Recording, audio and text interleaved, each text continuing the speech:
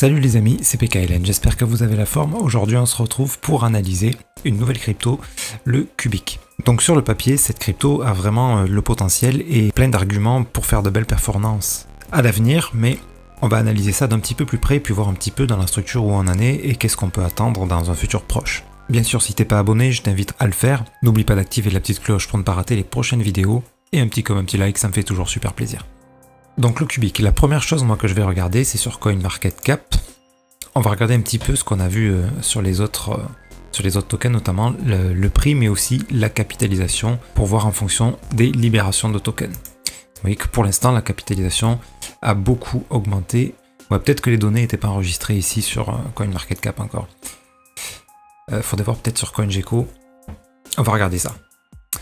Voilà, sur CoinGecko, est-ce qu'on a la même chose? Oui. Bon, il était peut-être pas listé sur CoinGecko et CoinMarketCap à ce moment-là. Ouais, j'avais pas fait gaffe à ça, vous voyez, c'est un peu bizarre ça. Parce que on est ici, décembre 2023. Voilà, mars, c'est par là. Et là, mars 2024, c'est ici. Donc ça devait être sans doute pas listé.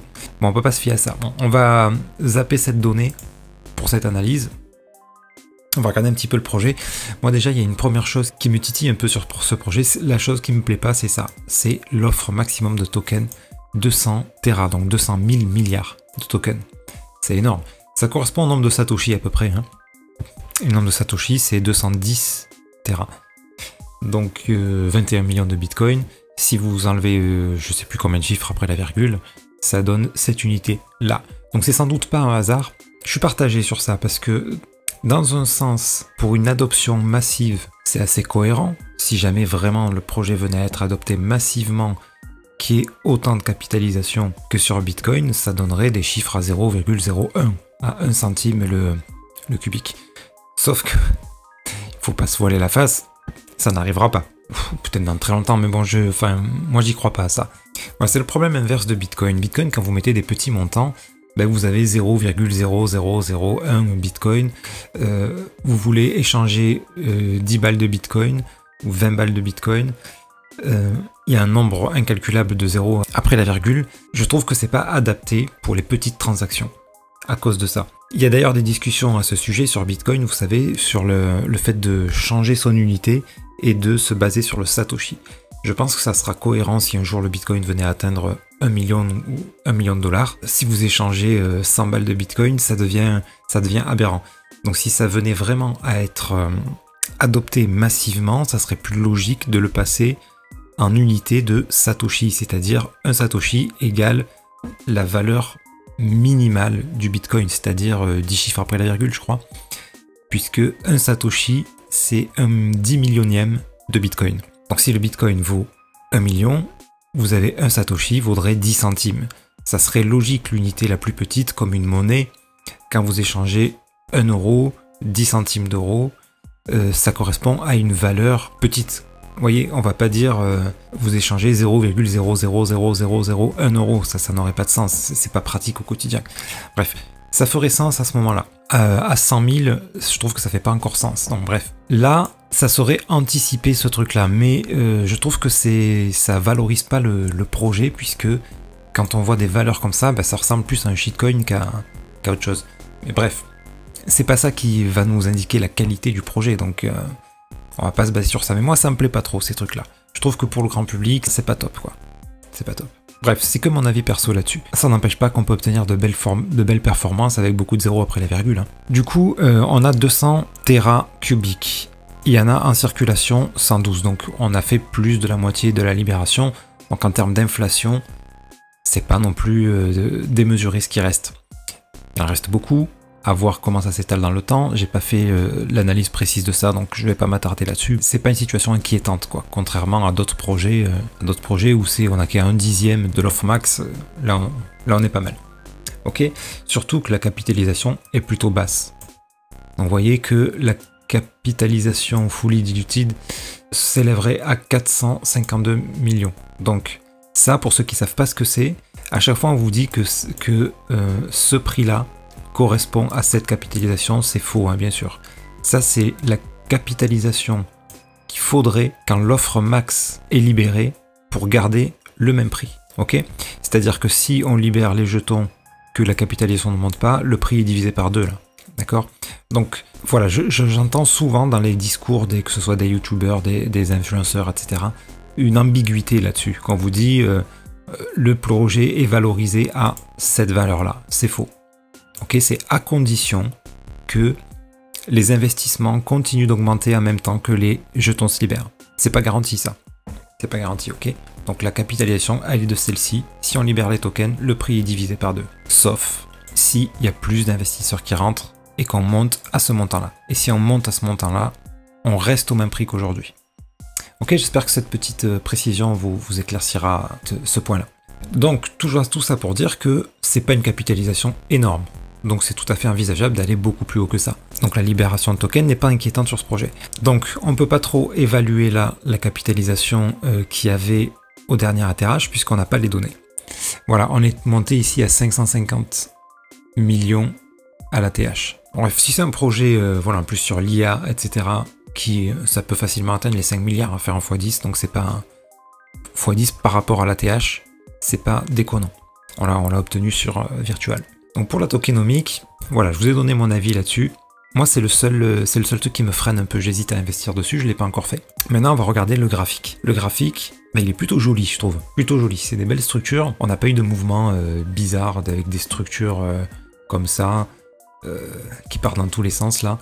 On n'a pas eu de choses comme ça. On a eu quelque chose de très très fluide. Ok, voilà. Donc là, maintenant, j'ai une structure comme ça. Bah, qu'est-ce qu'on va attendre? Bah, comme d'habitude, les amis. Un B, un C. Un B, un C. Voilà, ça serait cohérent de faire quelque chose comme ça. Mais quand est-ce qu'on va avoir ce B? Eh ben, j'en sais rien. Parce que là, on n'a aucune indication encore. Là, pour l'instant, on fait que descendre. Donc, on aurait un petit peu comme, je sais plus quelle analyse j'ai fait là. Ça m'a fait penser à ça. Là, ça aurait pu être un beau régular. Mais on avait potentiellement de l'achat ici. Puis là, ça s'est inversé là. On a eu de la vente. Boum. Un régular dans l'autre sens. Vente. Qui s'est pas validé tout de suite, mais vous voyez, on n'a eu que des setups de vente. Donc le setup était beau, vous voyez, la structure, je trouve qu'elle se développe clairement. Ça, en général, c'est ce qu'on voit sur des projets sérieux, en fait. Toujours est-il que, qu'est-ce que je vais attendre avant de potentiellement prendre un trade pour aller chercher le mouvement B? Je vais attendre quelque chose comme ça. Vous voyez, quand on recule un petit peu, ici, on le voit très très bien. On a ici le même type de structure que ça, en plus petit. Vous voyez? Tac, une descente comme ça. On vient casser les derniers plus hauts.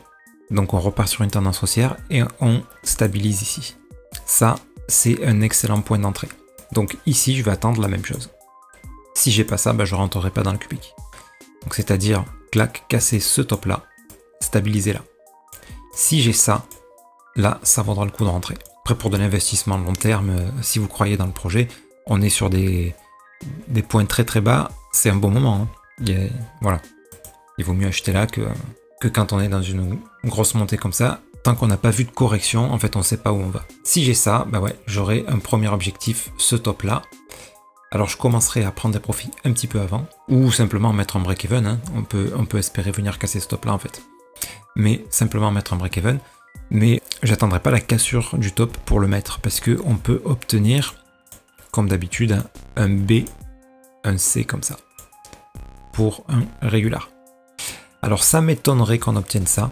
Pourquoi? Parce que je trouve que cette correction est trop longue. Un régular en général, ça peut être très très long, mais elle est trop douce cette descente là, vous voyez? Ça oui, c'est un régular. Qui s'est pas validé, mais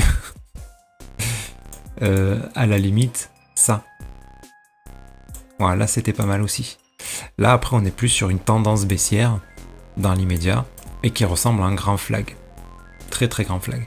Donc c'est probable que cette structure soit bientôt terminée pour venir nous faire une jambe haussière de cette amplitude là. Ça c'est probable. J'opterai plus pour ça, vous voyez. Et après j'attendrai la prochaine correction, etc. Donc si j'ai un setup d'achat ici, en venant casser ce top là, probablement que je le prendrai en trading. Ok les amis, donc voilà ce que j'attends pour le cubique. On va faire un petit tour rapide sur le Bitcoin. Hop, Bitcoin. Bon, on n'a pas grand chose en fait.